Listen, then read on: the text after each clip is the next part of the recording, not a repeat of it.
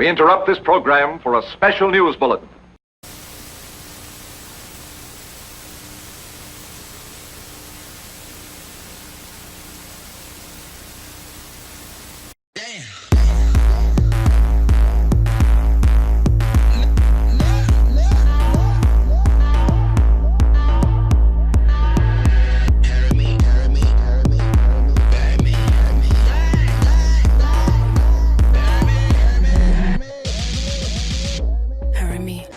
Welcome to the weekly show for Kenyans by Kenyans. My name is Duncan Rondo.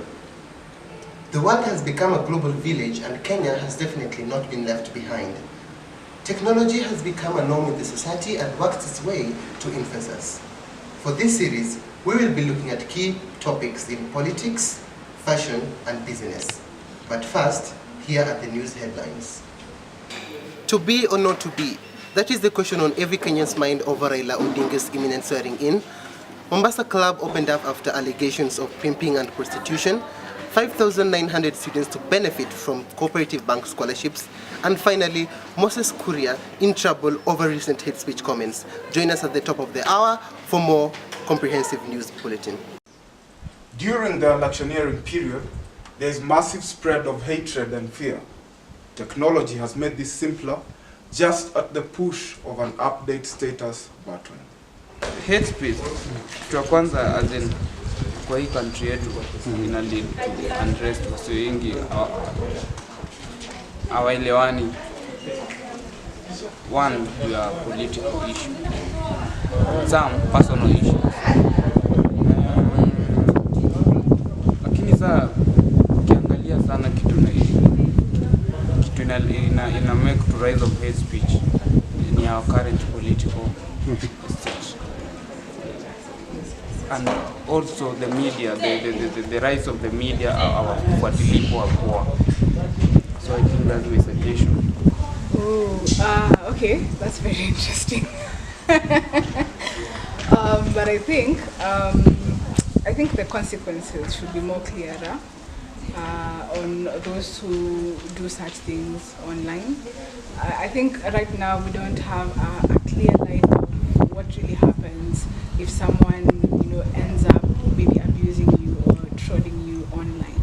So I think if the government can set up such clear lines, when you do this, there is this consequence, then it would be great. Many people attested to the misuse of social media during the electioneering period. My take is that tribalism has actually been fanned by politicians, because I think most of the young people who, especially in urban settings, do not emphasize so much of their tribal background or roots. But it is the politicians who kind of harp on that and kind of rub it into the young people and into the population generally, so that then people now think more over their tribe and again you see the diversity that we come from different tribes is a reality. But when you talk about tribalism, is basically then you're saying you're using tribe as a basis to discriminate or to favor some people against some other people.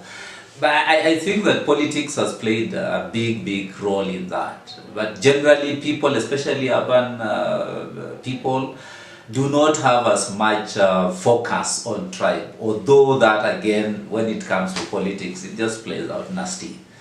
That is the unfortunate bit, my take on that. Okay, in my opinion, I think there should be a limit when it comes to sharing your opinions on social media. Why?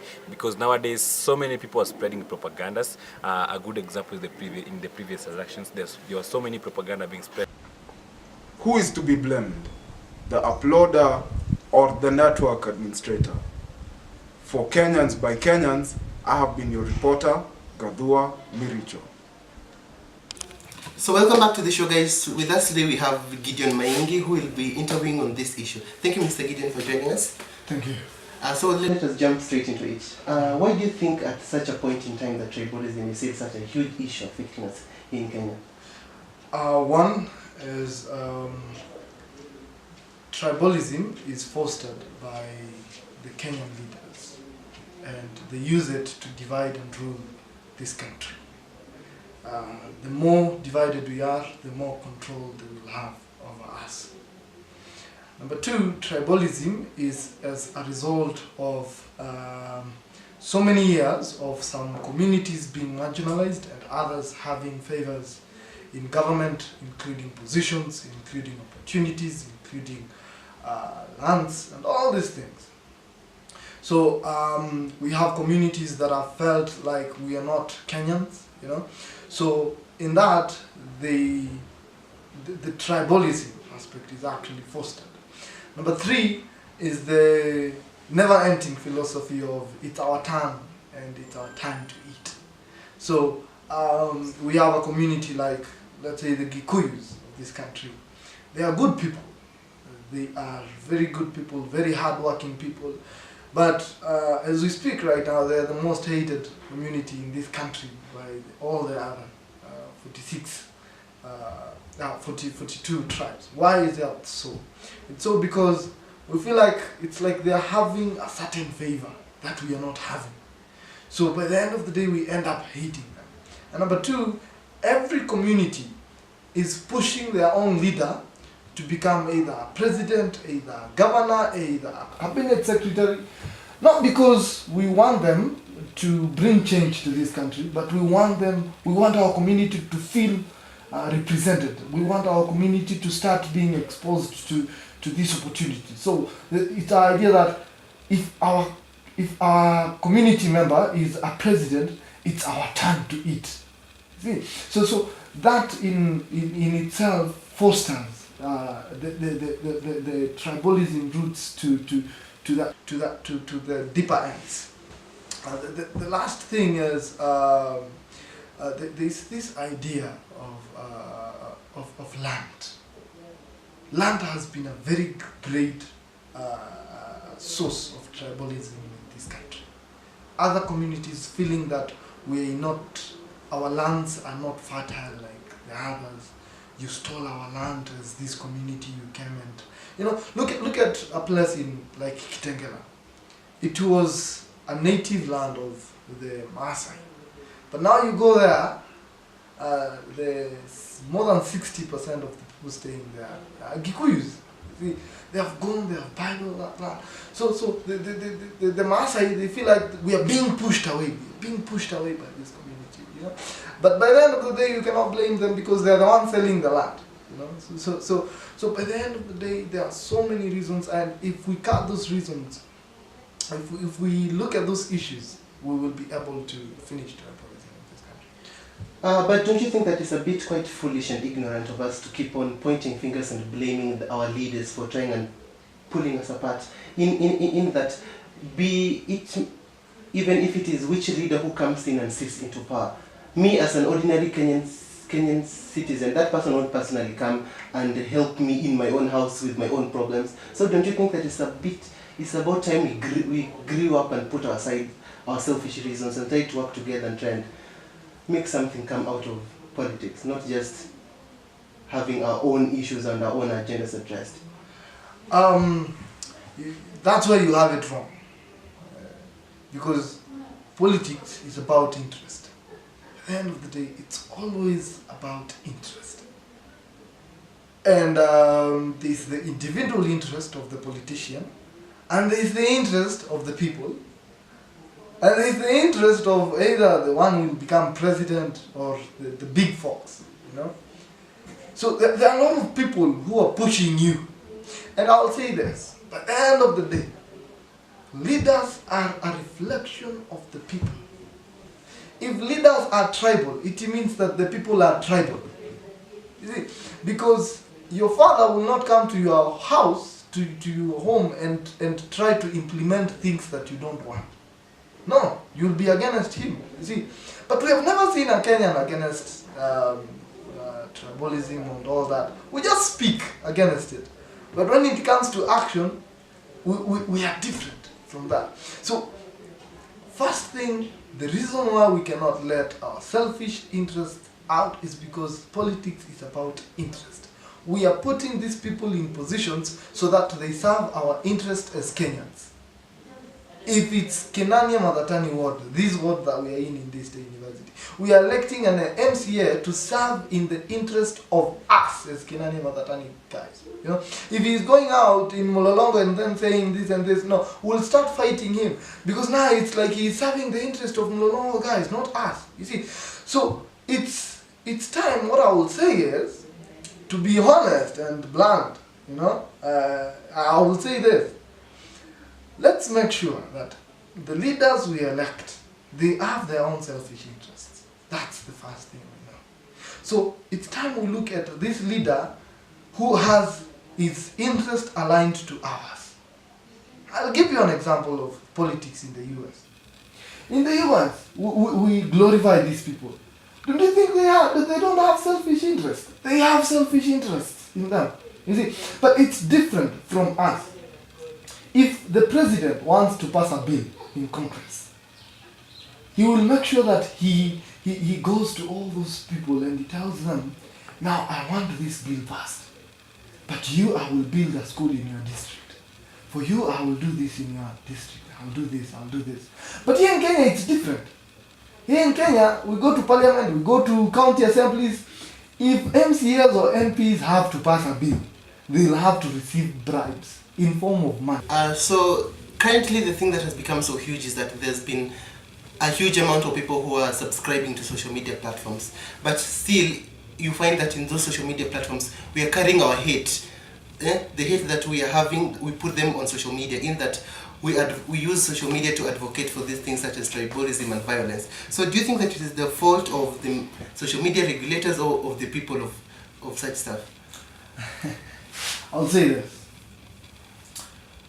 One key role, if you ever want to become a politician and a big politician anywhere in the world, you must know how to handle the media and you must use the media because the media carries the minds of the people.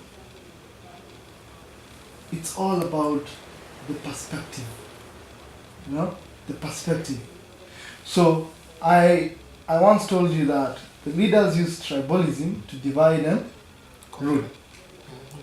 So where can they be able to speak to 3,000 people at once? The social media.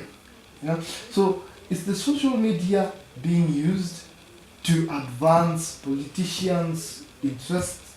Yes. It has always been used to advance the politics interest. Number two, also the media. They are there for money at the end of the day.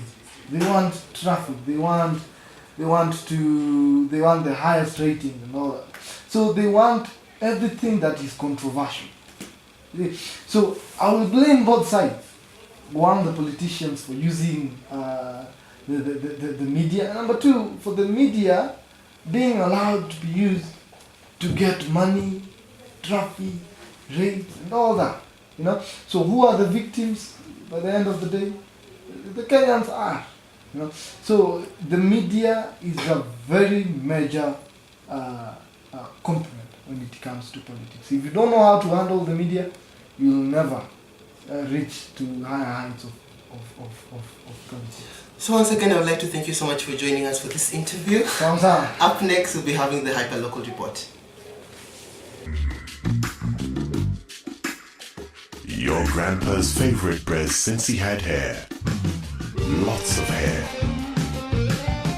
Broadway's Kateni Ule Ule. The hand is not so bad as it has led to the addressing of several fundamental issues the society to even making normal people like a dairyman become viral. So my question for you today is, hi there, what do you think about stars born out of social media? Stars born out of social media, for example, Githeriman, I think the fame is short-lived, plus like on the other hand, you see like Githeriman didn't do a lot for Kenya like the other guys. We see in Kenya there are people who have done so much for Kenya, but they don't get that recognition that they deserve. But people like Githeriman, okay, it was funny, but I don't think that the stars made out of social media are actually relevant. Yeah. Thank you. So my next question to you is, over there Manu? Yep. So how can you use social media constructively in terms of politics? So making constructively through social media in terms of politics. In our country, we've been in this trend of after polls, we have something called election violence. So I think by promoting peace when it comes to social media, a place where most of the people can get through access in terms of how they can go like viewing posts. People view a lot of posts during the day, so like posting things to do with peace in terms of like encouraging people to be peaceful after the election is such an important thing. Another thing that I can point out is how we can maybe promote try to enhance like a certain leader in terms of how people, it brings us rivalry instead of promoting peace first, then promoting leaders in terms. Yeah. Okay, so that was a local report with me, Kagonja Kevin, and Angela Mwanzia. And Monsieur Kimunyalo. Thank you for joining us. Well, that has been this week's episode of For Kenyans by Kenyans. We were discussing social media and politics. Don't forget to tune in next week for our next episode and comment, like and subscribe down below. Till next time, I have been your host, Duncan Urondo.